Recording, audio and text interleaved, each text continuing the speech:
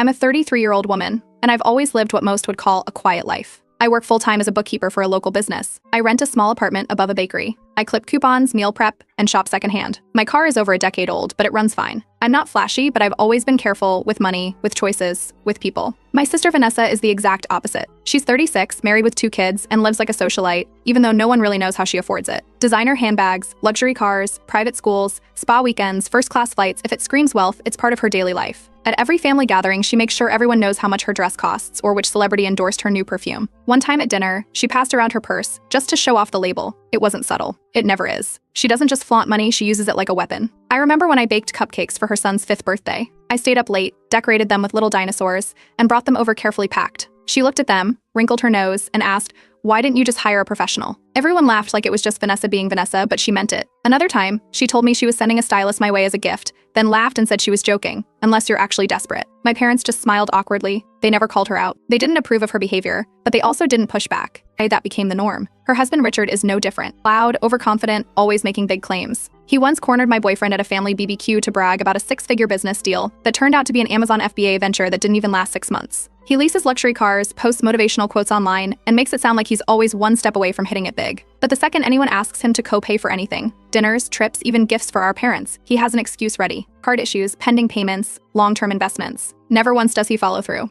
Over time, I started noticing patterns. Sudden renovations on their house, with no clear income source. Vacations that seemed longer and more expensive than what either of them could realistically afford. At one point, Vanessa mentioned buying into some overseas boutique hotel. A few months later, she said the deal fell through, but the way she dodged my questions stuck with me. Being a bookkeeper, I can't turn off that part of my brain. I'm trained to see inconsistencies, to track details. Vanessa's lifestyle had all the signs of someone living on credit and appearances. Big spending, vague income, zero transparency. Still, I kept quiet. For years, I let her make her little jabs. I nodded politely when she offered me hand-me-down bags like she was doing me a favor. I let it go when she asked if I'd ever thought about fixing my look. I knew what she thought of me: boring, basic, broke. It was easier to let her believe it than start something. Then our aunt passed away. She didn't have kids and had been close to both of us growing up.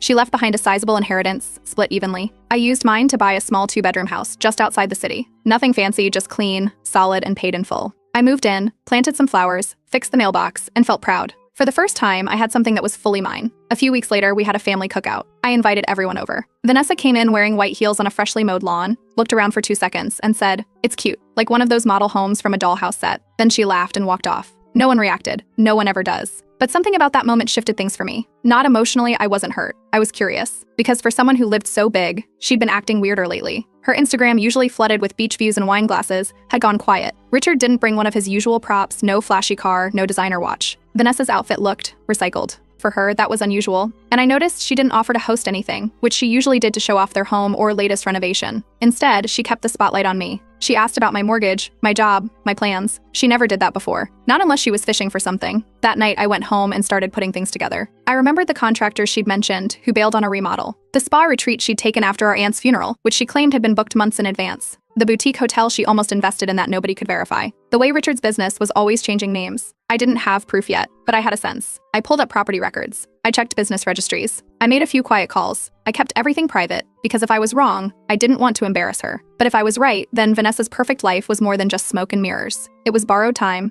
and the clock was ticking. So I watched, I waited, and I took notes, because I wasn't planning to ruin her. I was going to let her do it herself. Vanessa sent out formal invitations for a Christmas dinner, actual cardstock, gold foil trim, RSVP deadline. Black tie optional, it read, but we all knew she meant mandatory. She mentioned live music, a private chef, and valet parking, which was odd since their driveway barely fit 3 cars. I showed up in a clean, floor-length navy dress and a pair of neutral flats. Nothing dramatic, just something I'd worn once to a work gala. Her house was decorated top to bottom in metallics and artificial snow. 2 trees, one for photos, one for gifts. A man in a tux played the piano by the stairs. Everyone stood around with champagne flutes, and I felt like I'd walked into a catalog. The second I stepped in, Vanessa scanned me from head to toe, smiled tightly, and asked if I was trying out minimalism. Before I could reply, she turned and walked away, pointing out her ice sculpture to a different cousin. Richard made a beeline for the bar. I stayed near the food. Later that night, I went to use the restroom and passed Richard in a tense conversation with a man I recognized. He was a real estate agent with a shady rep. known for quick house flips, hidden liens, and silent deals that avoided permits. Richard didn't notice me. The man kept his voice low, and Richard looked annoyed, gesturing toward the dining room like he was trying to dismiss him. I ended up in the kitchen for a bit and chatted with the housekeeper. She was setting out dessert trays and casually mentioned how things had been off lately, fewer hours, missed payments, longer task lists. When I asked if she was okay, she shrugged and said she hadn't been paid in a couple weeks, but Vanessa promised to make it up before New Year's. I didn't push, just listened. Over the next few days, I reached out to people I'd quietly kept tabs on, contractors who had done work on Vanessa's house over the years. One of them responded almost immediately and said they were still waiting on full payment for a bathroom remodel finished 6 months ago. Another said he was ghosted entirely after completing custom patio work. Both said they were considering small claims court, but doubted it'd go anywhere. New Year's Eve came fast. This time, the dinner was at our parents' place, much more low-key. Vanessa still showed up with sequins and heels, Richard with a forced grin. After dessert, they made an announcement. They were opening a boutique in the city.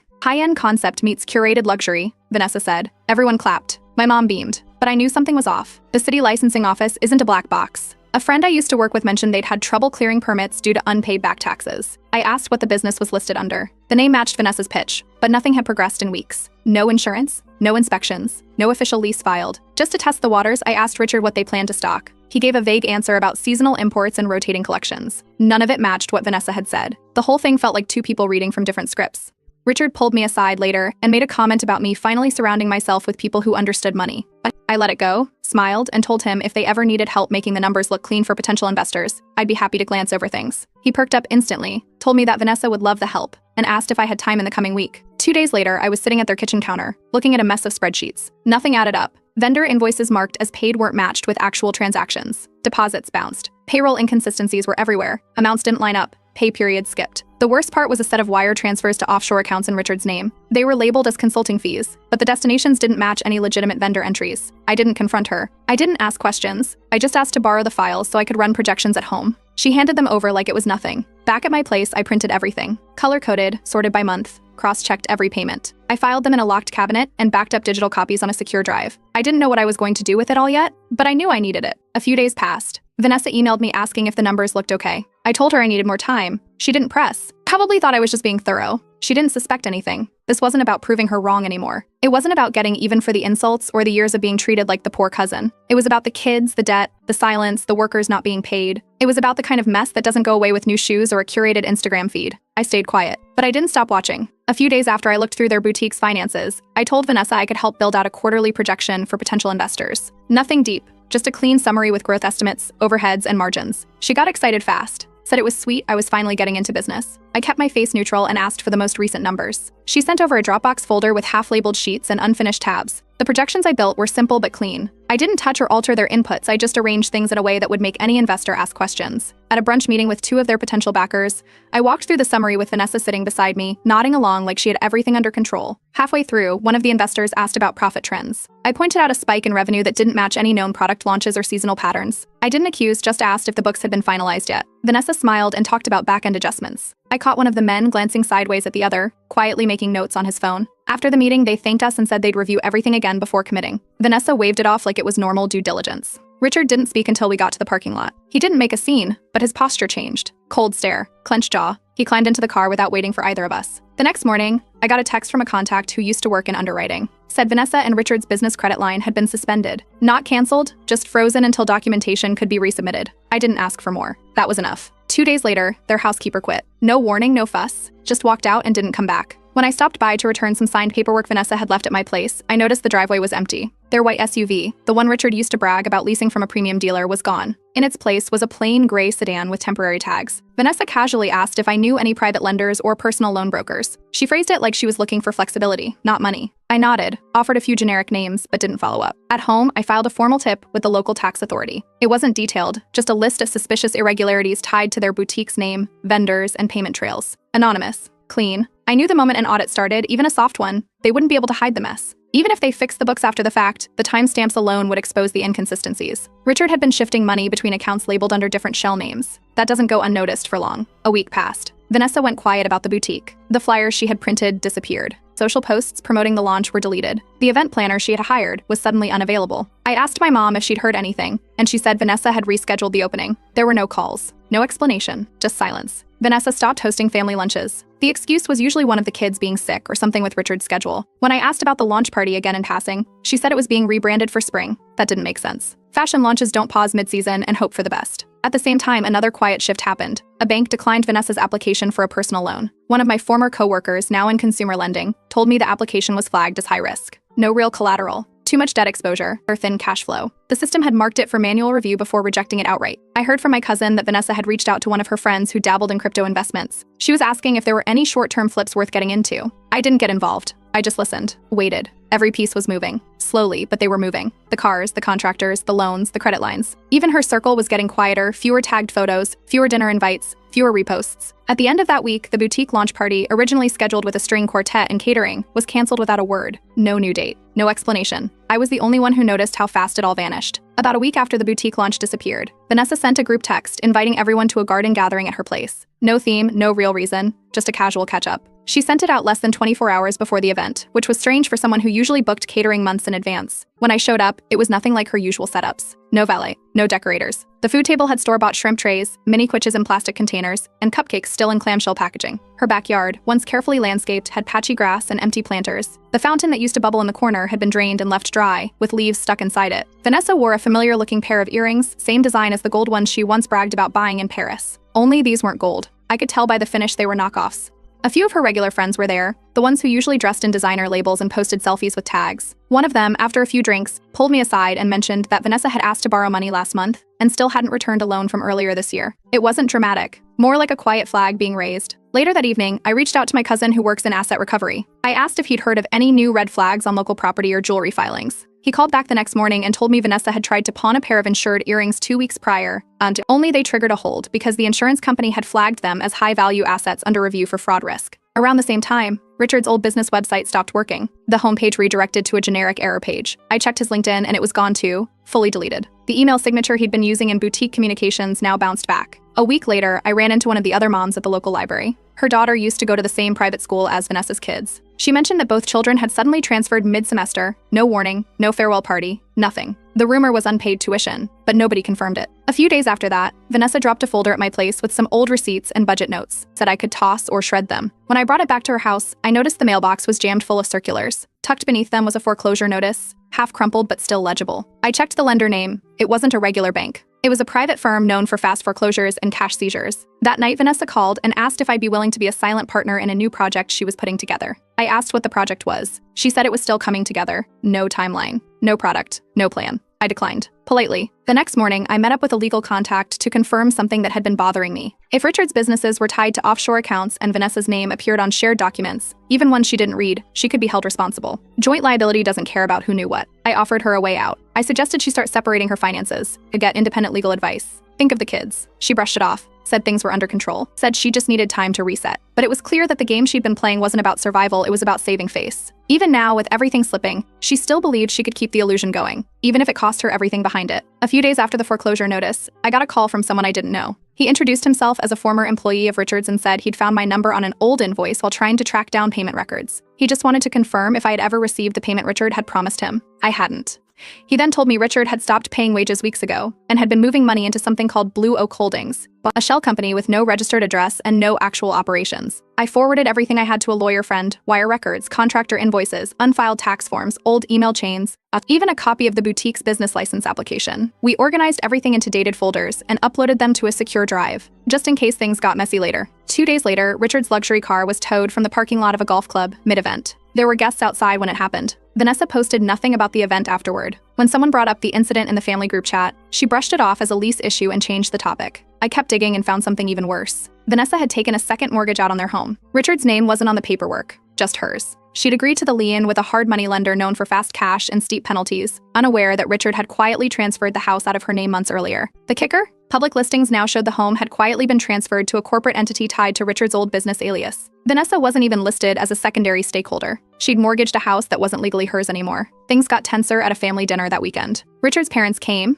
stayed just long enough to hear one relative mention court filings, then left mid-meal. Afterward, Vanessa made a few quiet calls to relatives. I found out none of them offered help, just vague responses and quick goodbyes. No one wanted to get involved. Then came the sight I didn't expect. I was driving past a mid-tier luxury apartment building in the next city over and saw Richard stepping out of a car with a much younger woman. They had grocery bags in hand. He opened the door for her. They looked like they lived there. He didn't look stressed. He looked settled. After that, Vanessa stopped showing up anywhere. Birthdays, anniversaries, Sunday brunches. Her name would come up in whispers, people asking what was going on, if the rumors were true. No one had clear answers, just pieces. I dropped by her house one afternoon under the pretense of checking on her. It was 3 p.m. She was still in her robe. Mail was piled up by the door. Her hair was unbrushed.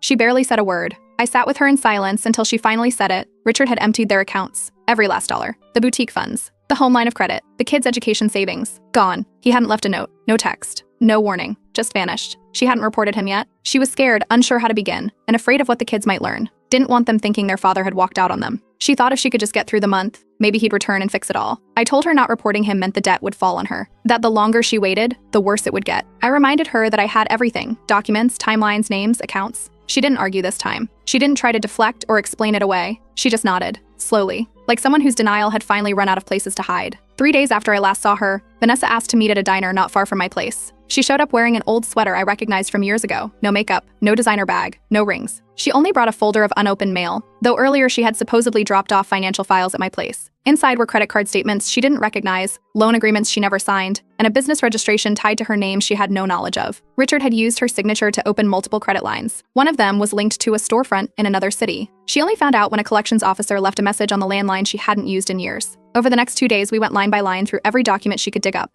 Emails, contracts, account logins. Some passwords didn't work. Others led to empty dashboards. We tried tracking expenses. Most of the money was gone. Thousands had been moved to holding companies and personal LLCs. We even found monthly rent payments being made on 3 apartments in different states, none of which she had ever been to. I called a forensic accountant I'd worked with once before. He agreed to take a look, as long as we kept it confidential. I sent him the records. A week later, he gave us a breakdown. At least 3 instances of deliberate embezzlement, multiple forged documents, rig, and a clear trail of transactions designed to hide assets through overlapping corporate names. One of the accounts tied to Richard had been used to make cash withdrawals in 3 states in the same month, all while he told Vanessa he was attending business conferences.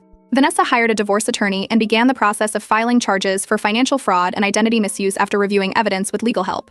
Her lawyer moved quickly, drafted filings, gathered witness lists, submitted digital evidence. Authorities traced Richard to another state, living under a fake name in a mid-range rental property. They served him the court summons right in front of his new building. He didn't resist, just signed and walked back inside. Her attorney then filed an emergency petition for full custody of the kids. The claims listed abandonment, theft, and endangerment of their financial stability. Within a week, the judge granted Vanessa full temporary custody and placed a freeze on all accounts Richard had access to, personal, joint, and business-related. With no assets left to pull from and debts mounting by the hour, Vanessa formally declared insolvency under fraud protection. It wiped clean anything tied to the identity misuse, but the legal process meant her financial life would be locked for the foreseeable future.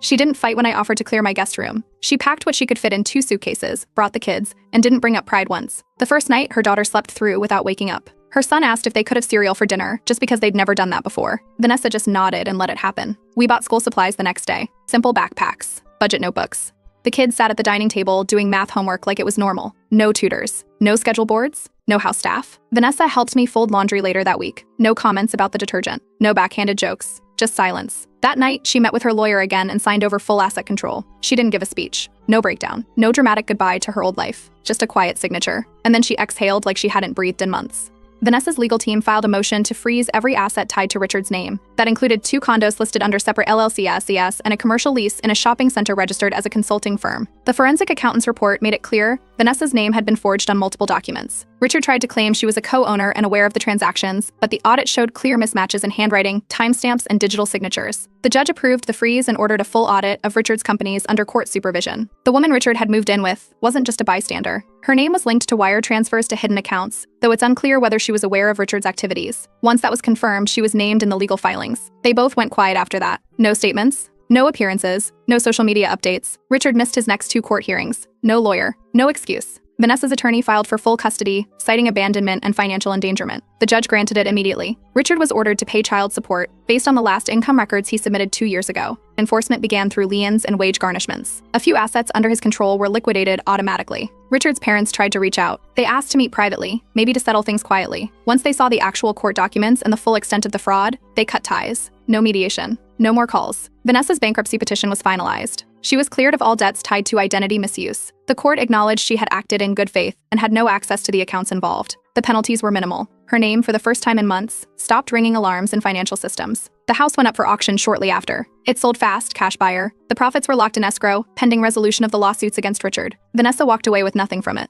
not even the furniture. I helped her find a small rental a few blocks from mine. Nothing fancy, just clean, quiet, and affordable. She didn't have enough current credit history under her name to qualify, so I co-signed. She moved in with 2 suitcases, a secondhand coffee maker, and a grocery list. Within a month, she picked up a junior accounting job, low-level reconciliation work, long hours, repetitive tasks, but steady. Her older kid later took placement tests and was accepted into a magnet program for advanced math and science. Her younger one made new friends fast and asked if they could start walking to school instead of driving. They started eating at the table. No phones, no staff, just meals, homework, and quiet evenings. Vanessa stopped talking about handbags, renovations, and overseas deals. Instead, she learned how to cook in batches and compare unit prices at discount stores. One night, we were folding laundry on my couch. She paused, looked at a shirt with a loose button, and said she finally understood what it meant to truly own something, not just lease it or show it off, but actually live in it. That was the last time she mentioned Richard. From what we later found out, he skipped a compliance interview and was eventually picked up by local authorities. He's out on bond. His court-appointed lawyer requested another delay, claiming documentation hadn't arrived. There was no dramatic showdown,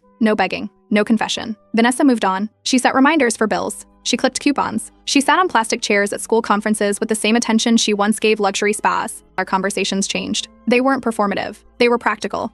I never brought up the years of digs or her need to look down on me. I didn't have to. She saw it all now, clearly, and the silence between us was finally the kind that brought peace, not tension.